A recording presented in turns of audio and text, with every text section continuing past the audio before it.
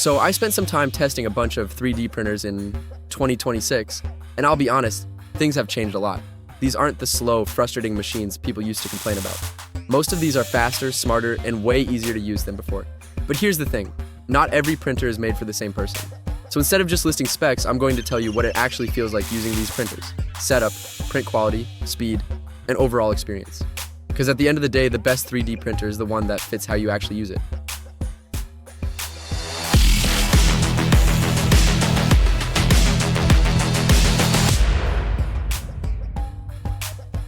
The QIDI Q2 feels like a machine built for people who want reliability without constantly tweaking settings.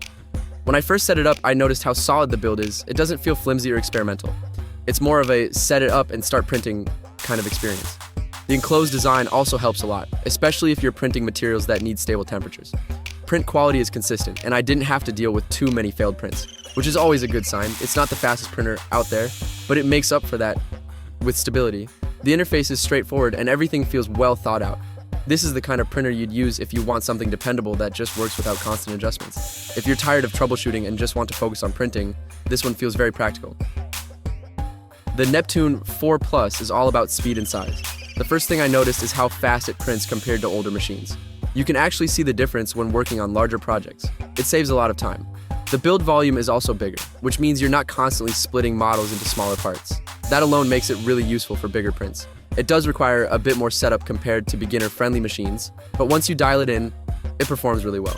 The print quality is good, especially for the speed it offers. It feels like a printer made for people who already have some experience and want to take things further. If you're working on larger models or want faster turnaround times, this is one of the more exciting options to use. The Photon Mono M7 Max is completely different from the others because it's a resin printer. And honestly, the level of detail you get here is insane. When I printed smaller models or detailed designs, the difference was immediately noticeable. Fine lines, textures, tiny details. It captures everything really well. This is the kind of printer you'd use for miniatures, prototypes, or anything that needs precision. The trade-off is that resin printing is messier and requires more care. You need to handle materials carefully, and post-processing takes extra time, but the results are worth it if detail matters to you. It's not as beginner-friendly as filament printers, but if you're serious about high detail prints, this one stands out. The Adventurer 5M feels like one of the easiest printers to live with. From setup to actual printing, everything feels simple and user-friendly. It's fast, surprisingly quiet, and doesn't require much effort to get good results. I didn't have to spend a lot of time adjusting settings, it just worked. The compact design also makes it great for smaller workspaces. Print quality is solid, and it handles everyday projects really well. This is the kind of printer you'd recommend to someone who's just getting started or doesn't want to deal with complicated setups.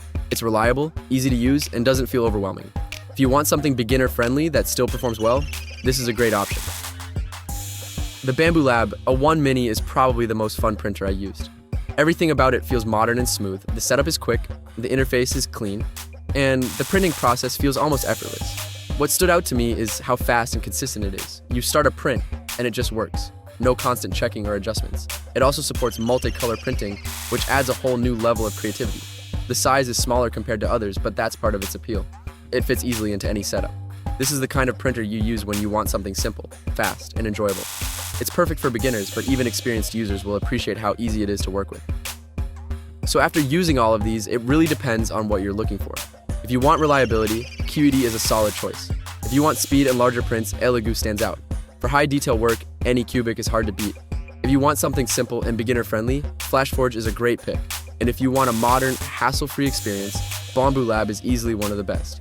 At the end of the day, the right printer isn't just about specs, it's about how easy it makes your workflow.